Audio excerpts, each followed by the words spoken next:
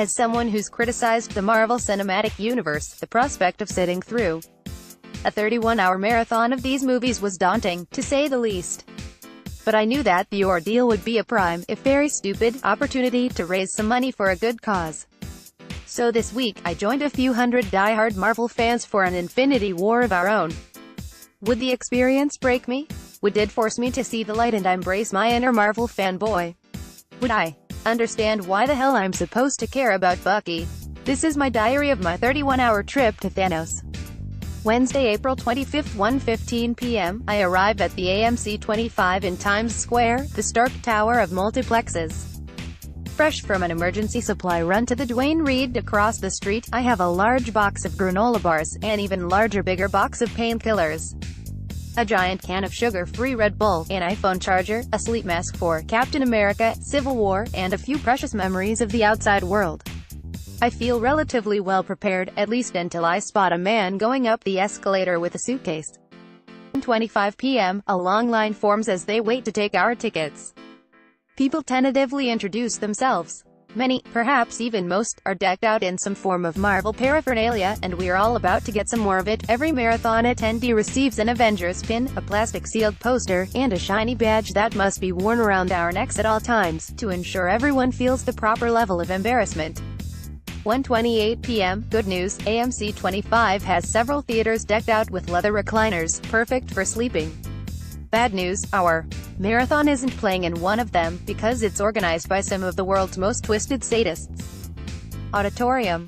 Our stiff legroom is non-existent, and the cushions are made out of the most fart-absorbent material in the galaxy. It's like sitting in the last row of a 31-hour flight that never leaves the ground.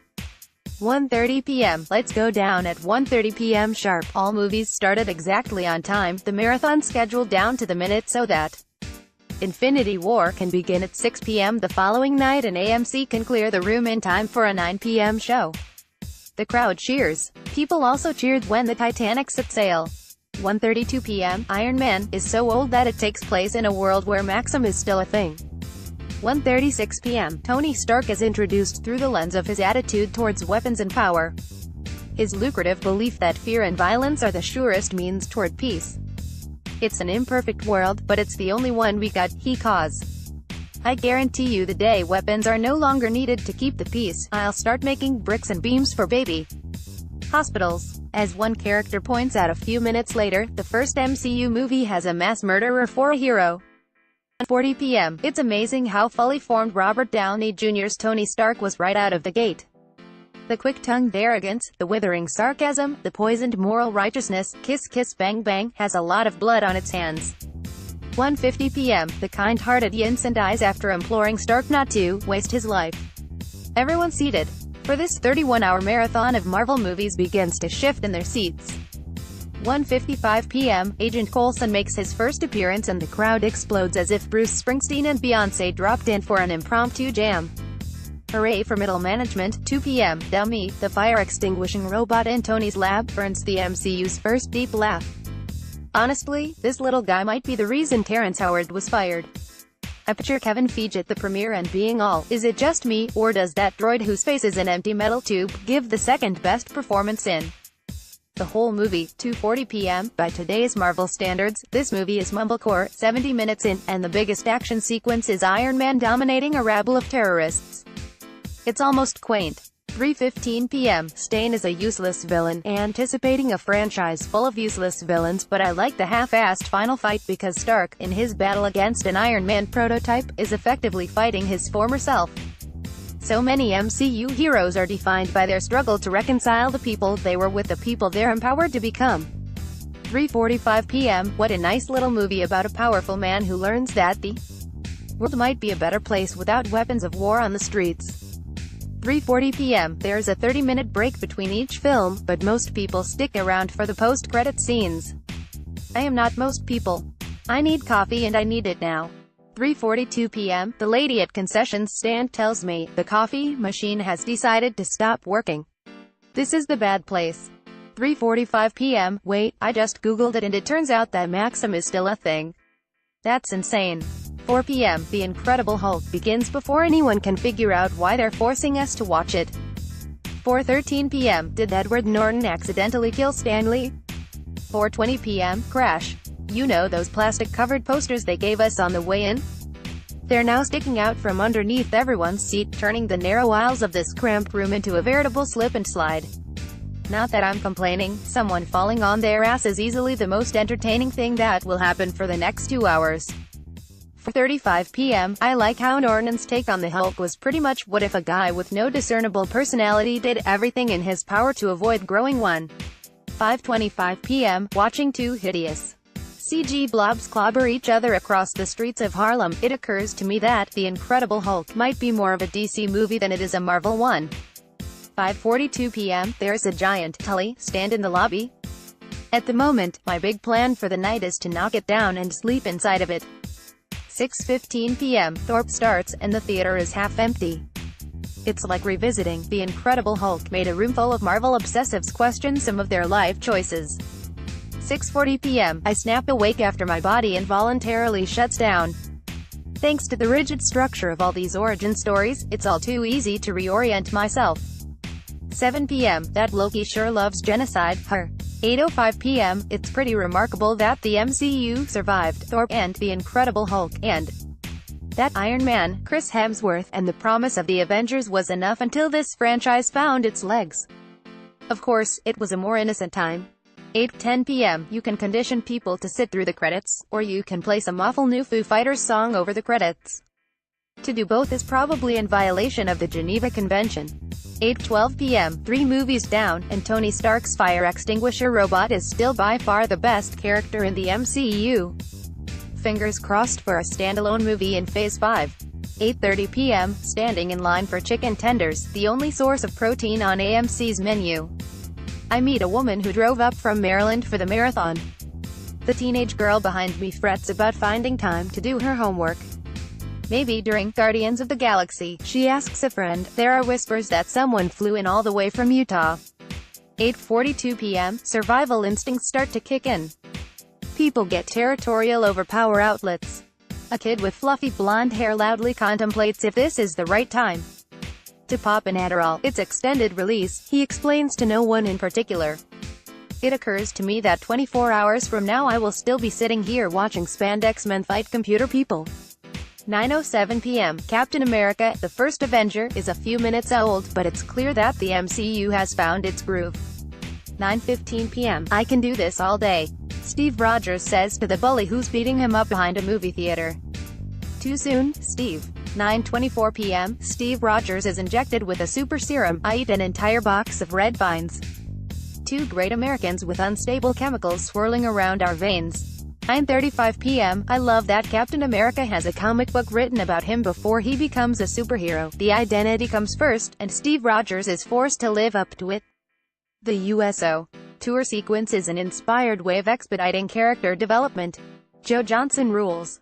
10:04 p.m. For the first time in my life, I actually hear a Wilhelm scream. Is it possible that sitting through 9 consecutive hours of Marvel movies has somehow sharpened my senses? Or is the smell in here so rank, my eyes so dry, my taste buds so defeated, and my touch so unused that my ears are picking up the slack? 10:05 p.m. I break into another box of red vines. 10:30 p.m. Maybe it's the Stockholm Syndrome talking, but this movie is phenomenal. It's playing like gangbusters. Listening to this audience, you'd think everyone in the room was seeing it for the very first time. 11:04 p.m. I had a date. Oh good, I can still feel things. I haven't quite gone full Gollum yet. Hands down the best ending of any superhero movie this side of Spider-Man 2. The Avengers. 11:30 p.m. The Avengers starts. It's so weird to watch this movie without commercial breaks. Thursday, April 26, 12:20 a.m. Tony Stark invokes a terrible privilege. With great power comes great responsibility. This is the heart and soul of the MCU, humanoid weapons fighting for peace, and trying to pave the way toward a world that doesn't need them in it. It's a matter that subsequent movies will confuse as they try to pick it clean. 12:40 a.m. Agent Coulson's death was sad when I first saw it in 2012, but now that I know the character was demoted to network TV, it's devastating. 12:45 a.m. Nick Fury motivates the Avengers by showing them the bloodied Captain America trading cards that were in Coulson's jacket when he died, only for Maria Hill to reveal that the cards were in Coulson's locker.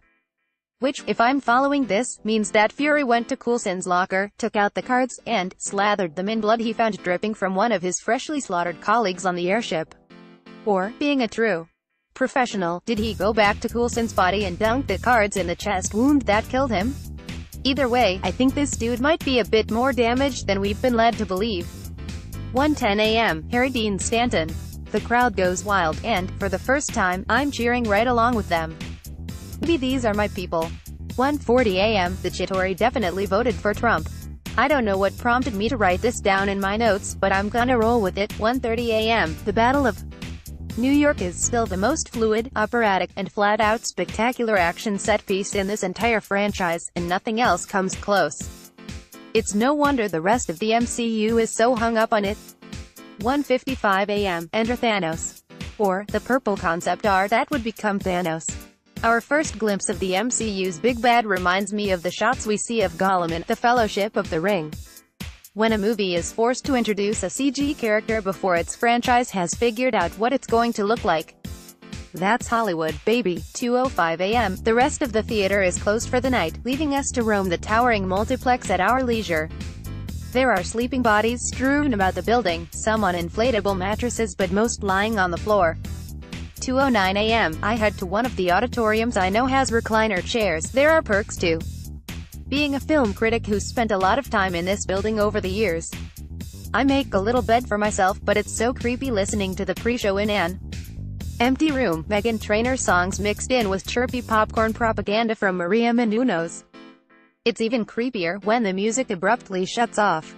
2:50 a.m. I head back into the theater about 40 minutes into Guardians of the Galaxy, hoping that all the flashing lights and smooth 70s tunes of Peter Quill's Maiden Voyage might lull me to sleep. Guardians of the Galaxy. 2:52 a.m. They don't. 3:13 a.m. Every Benicio del Toro performance is 50% more fun once you realize that he's playing himself. 3:30 a.m. Alien John C. Reilly says, I don't believe anyone is 100% a dick. Maybe it's the fact that it's the middle of the night, but this feels like a profound statement that could be applied to the entire MCU. 4:30 a.m. Nothing says Carpe Diem quite like a 4:30 a.m. Age of Ultron screening. Age of Ultron. 4:31 a.m. Captain America throws a motorcycle at someone. 4:45 a.m. There's a seductive ASMR vibe to the scene where Ultron becomes conscious and starts chatting with Jarvis. I immediately pass out. 5:40 a.m. Jarvis is an Irish lady now. 5:50 a.m. Captain America says a naughty word, and Nick Fury replies, you kiss your mother with that mouth. Which, like, dude, if anyone is aware that Captain America's mom has been dead for 100 years, it's you. That's just insensitive. Captain America, Civil War, Walt Disney Studios. 7:30 a.m. Captain America, Civil War begins. We're technically watching it, but it would be more accurate to say that the movie is just sort of happening, indifferent to our presence. I think about Quentin Tarantino's comment about digital projection being like watching TV in public. Celluloid is harder to ignore, but the real difference is the passivity. We're waiting this thing out like a rainstorm. 7:45 a.m. Why is this a Captain America movie, anyway? There are more Avengers than there were in The Avengers. Poor Steve. It's like being ignored at your own birthday party. 7:50 a.m. Ladies and gentlemen, we've hit rock bottom. This movie is the worst. I think that's because it should be the best. Here's a film that forces the various Avengers to confront their conflicting ideas about power and its proper application, but refuses to dramatize their disagreements. Instead, it's lots of blank philosophizing interrupted by poorly choreographed fight scenes. On the other hand, at least someone with power is putting real thought into America's foreign policy. 8:18 a.m. Dreaming up a supercut of moments in the MCU when there's no music playing, it'd be about 25 seconds long. I've been trying to put my finger on the sameness of these films, how such a grab bag of candy can taste like the dominant flavor, and the wall-to-wall scoring is a major factor. The movies were always going to blur together by this point of the marathon, but our current fugue state is enhanced by the sense that we've been listening to one long, sustained note since we got here. 9:45 a.m. I'm sitting outside an early morning screening of A Quiet Place, and using the jump scares to jolt myself awake. So that's where we're at right now. 9:49 a.m. I've been holding on to a can of sugar-free Red Bull for the last 26 hours, saving it for my most desperate and pathetic moment, like that bottle of 1961 Chateau Cheval Blanc Paul Giamatti drinks out of a styrofoam cup at the end of Sideways. Cheers. 10 a.m. Time for Tim Burton's Inception. Wait, no, sorry, Squint said notes. Doctor Strange. 10:20 a.m. One of the things I like about this movie is how it hones in on one of the ideas binding this entire franchise together, that our perspective on the world is the sum of our own experience, and our empathy for the experiences of others. A character whose path runs parallel to Tony Stark, Stephen Strange is a self-centered prig who learns that the universe contains realities separate from his own. Only by internalizing that is he able to use his powers for good. 10:45, Shambhala is the Wi-Fi password. Still funny. Also, I'd say somewhere between 85 to 95% of the jokes in the MCU hinge on humanizing superhuman characters. Every punchline amounts to, superheroes, they're just like us. But hey, it works. 11:05, we never lose our demons, Mordo. We only learn to live above them. No one is 100% dick, and no one is 100% hero. That's why Doctor Strange and Iron Man are such compelling characters, though they both grow tiresome. They're always at war with themselves, even when they're saving the world. 11:50 a.m. Doctor Strange is in the books, and the books are in some old Tibetan library or something. It's hard to watch a movie about the meaning of time when you're nearly 24 hours into a marathon that has stripped time of all meaning. 11:54 a.m. Sitting on a throne of granola bar wrappers like a mad king looking over a ruined world, I experience a profound epiphany. 11:57 a.m. People are sleeping in the aisles, absorbing the MCU through osmosis. Where we're going, we don't need fire safety codes. 11:59 a.m. I don't think a single AMC employee has so much as popped their head in here since the marathon began. It's The Lord of the Flies in Theater 17, and they're just gonna let it happen. Send in a hazmat team when it's over and let them deal with it. 12:32 p.m. They've scheduled a lunch break, but most people are too broken to venture into Times Square. The younger ones only remember the outside world through the stories the elders tell around the icy machine, the one that a kindly AMC employee left on and unattended all night long. 12:51 p.m. Spider-Man: Homecoming time. Someone cheers at the first appearance of Murph, the bodega cat. Spider-Man: Homecoming. 12:52 p.m. The guy at the bodega says that Aunt May is hot. 12:55 p.m. The kid from the Grand Budapest Hotel said penis Parker, and I laughed. 12:59 p.m. Those hilarious instructional videos are enough to make Homecoming a better Captain America movie than Civil War ever was.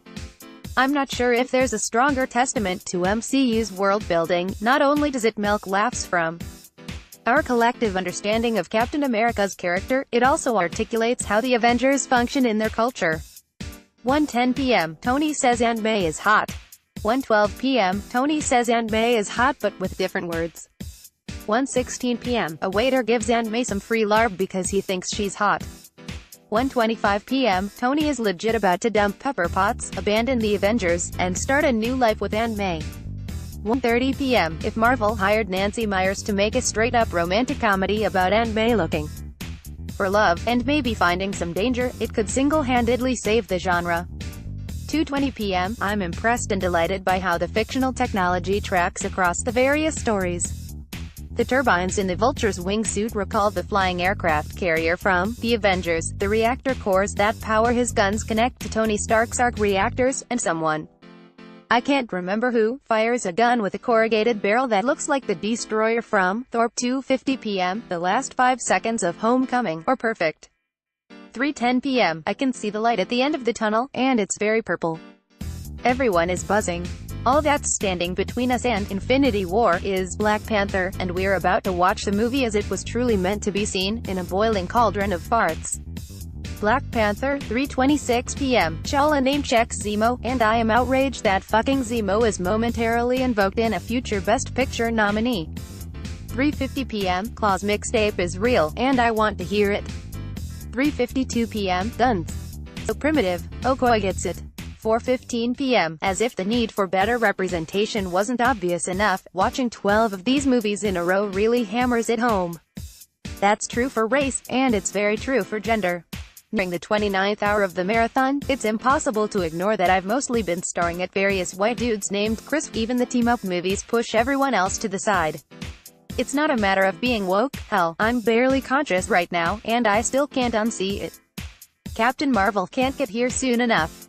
5:50 p.m., an unseen AMC employee has abandoned a cardboard box outside the theater. We tear it open, wondering aloud about what treasure might wait for us inside. Infinity War swag. Signed. Thanos autographs. Tear-stained letters from the partners and children waiting for us back home. It's 3D glasses. A box full of 3D glasses. It's like the first scene of 2001, fits of anger and confusion before our hard cut to space. After 29 consecutive hours of eye-straining insanity, this seems like a cruel joke. At least, I hope it was a cruel joke, because if anyone at AMC thought we wanted this, those people understand their customers even less than I thought. 5:57 p.m., it's pandemonium in Theater 17. Almost everyone who was there at the start came back for the end. A big guy up front commands our attention and requests everyone stay quiet for the Stan Lee cameo, so that we can hear what the old man has to say. There are shouts of agreement. 5:58 p.m., this happens. 6 p.m., Avengers: Infinity War starts. Well, not the movie, but 5 minutes of corporate-branded content. The glasses were not a joke. They're a cookbook. Soylent Green is made out of people, etc. 6:05 p.m., it starts for real this time. Except the 3D isn't working. It's like the last 30 minutes of Mother in here. I see my entire life flash before my eyes, and it looks an awful lot like a supercut of Marvel movies. 6:07 p.m., it's fixed. The shouting stops in time for Thanos' first line. I start wishing that the 3D would break again. 6:19 p.m., Stan Lee gets his cameo. People yell at the top of their lungs. 6:25 p.m., it occurs to me that the entire Marvel Cinematic Universe is the story of Tony Stark trying to figure out faster and faster ways of getting dressed. 6:50 p.m., after 11 years and 19 movies, let's end it by stranding all the characters together in nondescript pockets of outer space so they can joke about Kevin Bacon and shoot lights at each other for 3 hours. The bigger these movies get, the smaller they feel.